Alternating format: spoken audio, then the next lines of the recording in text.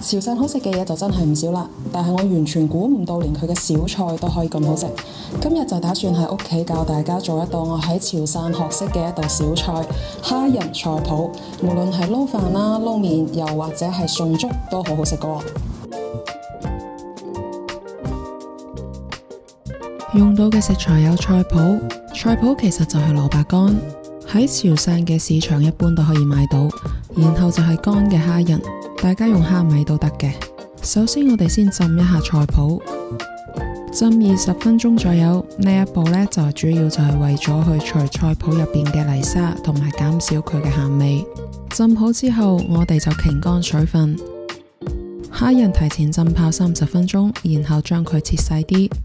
如果用嘅係細嘅蝦米，呢一步就直接跳過。跟住熱鑊落油，油嘅量盡量多啲，倒入擎乾水分嘅菜脯，中細火慢慢炒出水分。我哋睇到菜脯微微焦黃之後，再倒入蝦仁，繼續炒5分鐘，最後就會變成咁嘅樣。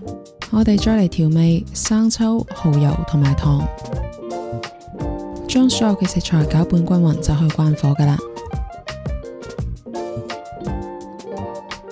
最後用消過毒嘅玻璃樽密封冷藏保存，空口食都好好食啦，不妨周末喺屋企試下。